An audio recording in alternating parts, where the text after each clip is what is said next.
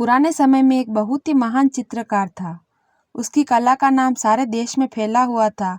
एक दिन राजा ने उसे अपने दरबार में बुलाया और उससे अपनी तस्वीर बनाने की विशेष विनती की। चित्रकार ने राजा के आदेश को मानते हुए काम प्रारंभ किया, लेकिन जैसे ही वह राजा की आंखों पर ध्यान दिया, उसे एक बड़ी मुश्किल में डाल दिया।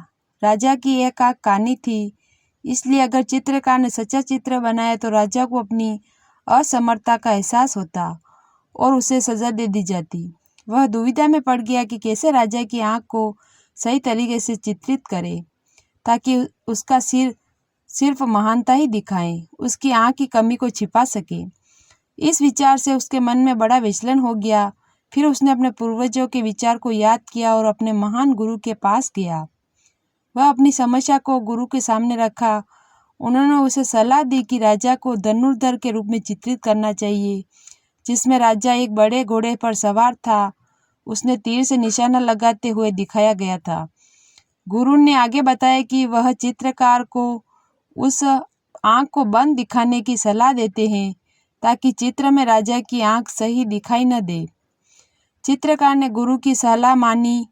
उसने अपना काम पूरा किया।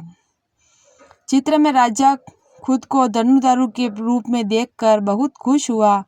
राजा ने उसे राज दरबार का मुखिया बना दिया। उसने अपनी कला से दुनिया को चमकाया। इस कहानी से हमें सीख मिलती है कि समस्याओं का समाधान हमारे अंतर्निहित ज्ञान में होता है और मार्गदर्शन की आवश्यकता हमें सही दिशा में आगे बढ़ने के लिए होती है। ज्ञान देने वाली इस कहानी से हमें शिक्षा मिलती है कि गुरु का प्रभाव कितना गहरा होता है।